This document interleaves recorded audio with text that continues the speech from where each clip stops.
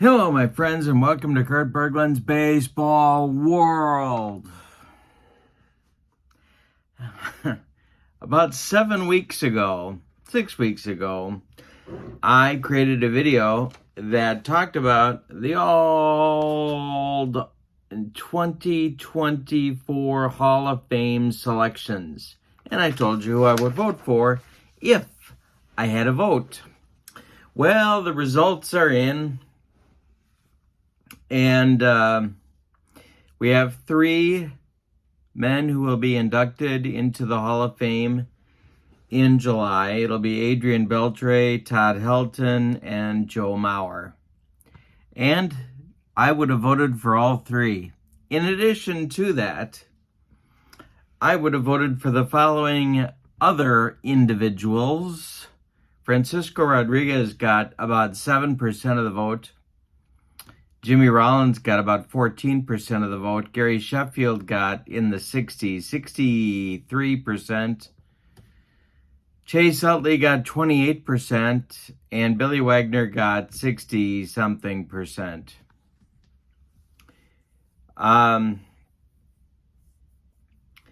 So I just want to react really quickly to the vote. First of all, I'm really glad Mauer's in on the first ballot. I don't really do first ballot. To me, it's like being pregnant. Either you're a Hall of Famer or you're not. The first ballot stuff is just silliness. And if Mauer really is a Hall of Famer, I think he is, then he should be in the first ballot. I don't get that whole game that the writers play and that the pundits love to talk about. Bogus. But Beltran clearly deserving. To me, Todd Helton clearly deserving. And Joe Mauer deserving as well. Now, Billy Wagner has 1 more year of eligibility. And he narrowly missed this time. He was like 66. Sheffield was at 63. He drops off the ballot now. I was a tough call on Sheffield. He's going to go to the Veterans Committee now, and he may well get in. I struggle with Sheffield. To me, Sheffield and Andrew Jones are kind of in the same basket. Except I think Sheffield was a better player than Andrew Jones. And I'll tell you what's holding me up. Sheffield is borderline just because he was such an awful teammate. Teams couldn't wait to get rid of him. And Andrew Jones, I wouldn't vote for 2 reasons. Number 1, he was not a good offensive player. Okay, an excellent defender, but nothing special on the bases. And so where does that leave you? Then when you add into that Bobby Cox constantly had problems with the guy over a 3, 4, 5-year period where he doesn't run out balls, he doesn't hustle on the field. I mean, if Bobby Cox has problems with you to the point where he's taking you out of the game because you're loafing to such an extent that you're hurting the ball club, am I supposed to be enthusiastic about voting for you for the Hall of Fame, especially if your offensive numbers are above average, but nothing special, nothing Hall of Fame worthy? So I think Sheffield was a better player, even though he had the same problems. And really, he didn't have very many managers that did for him what Bobby Cox did for Andrew Jones, and that is to tell him, look, if you don't do it my way, you're not going to be on the field. Maybe that would have changed Gary Sheffield's career had he had someone like that early on. I don't know. I'm still on the borderline about Sheffield getting in through a Veterans Committee. I think it's a very difficult call. I said I would vote for him this year, but I felt like I was holding my nose when I did it. Okay. Chase Utley, I think, is a Hall of Famer. He's apparently off to a great start. I just saw on YouTube that folks think he's going to get in eventually because he's off to a 28% start in his first year. I hope he does. I think he's the second baseman of his generation. I hope he gets in, and I hope that his stuff with the Dodgers doesn't prevent that from happening. Jimmy Rollins is at 14%, Omar Vizquel at 17%. Omar Vizquel is being treated now like his pathway to Cooperstown was a done deal before everyone found out that the guy is a very sick individual. I'm not so sure his path to Cooperstown was a done deal. I said 2 years ago that I would vote for him in a video, but it was kind of a Gary Sheffield vote in the sense that I was really on the fence about it.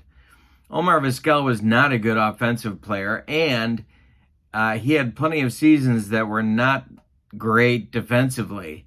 He was not a year in and year out great defender. I know that I'm going to get pounded by internet guy who lives in Cleveland who saw every game that Omar Vizquel ever played and just thinks he's the greatest. But he wasn't a good offensive contributor, and his defensive numbers aren't good year to year. They're up and down. Yes, at times, Omar Vizquel could be a top-notch defender. At other times, no, he wasn't. So for him, he's fallen way back. He's not going to make the Hall of Fame now. That's due to the off-the-field stuff. I would have liked to have seen where he might have landed had that not happened. But now we'll never know. For Jimmy Rollins to be 3 percentage points behind Omar Vizquel, I would take Jimmy Rollins all day long, all career long, over Omar Vizquel. For Jimmy Rollins to be at 14%, I don't know. If Chase Utley is the second baseman of his generation, Omar Vizquel, I mean, in the last 20 years, who's a better National League shortstop than Omar Vizquel? Seager? Really? Or better than Jimmy Rollins, sorry. In the last 20 years, who's a better National League second shortstop than Jimmy Rollins? I don't know who it would be. I hope Rollins gets in. I'm skeptical that he will. I don't know. I think it could go either way. A couple of other things that I want to talk about. Alex Rodriguez is falling back. So I guess the steroid thing, he's not going to be able to rehabilitate himself. I don't know. I don't know what you do with Alex Rodriguez. Beltran is in the 50s. So the thinking is now that Beltran might get in next year or the year after. I've got that bad taste in my mouth from the Houston thing, and I don't know. I got to think about Carlos Beltran. All right, last thing is the relief pitcher position. Billy Wagner has one more year to get in. Francisco Rodriguez got 7% of the vote. Baseball writers don't seem to know what they think about relief pitching.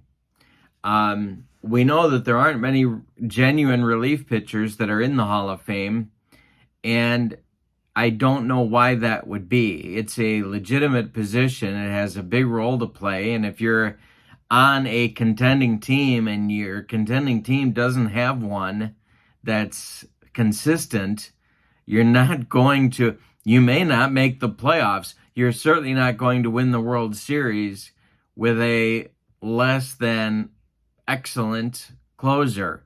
And yet, for whatever reason, the writers seem to be thinking that closer isn't a real position.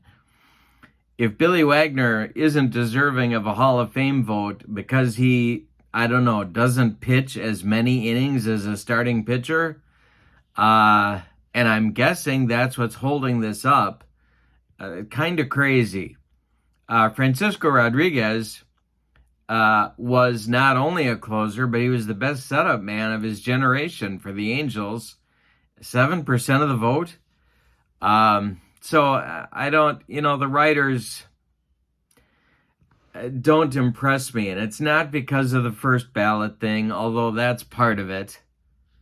And it's not because they've gone on this crusade to induct as few candidates as they possibly can, to the point where new committees have to be set up just to get more deserving people into the Hall of Fame.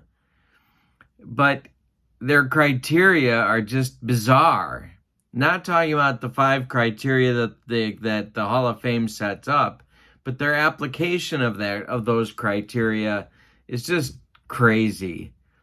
To me, former players should have a vote, former executives should have a vote, and so should, and fans should have a vote. It should all be weighted, of course. I would weight the fans' vote the least, but I don't know why the writers have a monopoly on Hall of Fame entrants when they don't seem to know all of the positions that are currently played on a baseball team.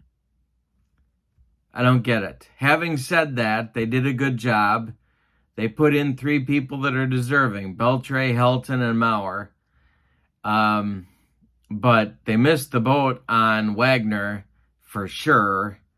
I guess I could go either way on Utley, and there's some awfully low vote totals for people like Jimmy Rollins and Utley for sure. I don't get it. I really don't. So, and I'm not one of these guys. I'm not like Internet Guy. Just one more thing. Internet Guy says, Babe Ruth, Honus Wagner, and Ty Cobb. These other guys, Harold Baines. No. The Hall of Fame, Internet Guy doesn't realize that the Hall of Fame has never been Babe Ruth, Honus Wagner, and Ty Cobb exclusively. The Hall of Fame has always included players that Internet Guy would call very good. It's not a new phenomenon. In fact, the writers have inducted fewer people over the last 3 decades than at any other point in the history of the Hall of Fame. You can't say the standards are too loose. All right.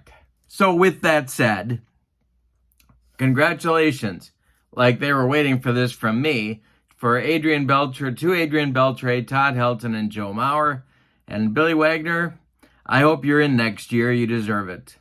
Thanks for checking this out. Have a wonderful evening. I'd love to see your comments below. So long, everybody.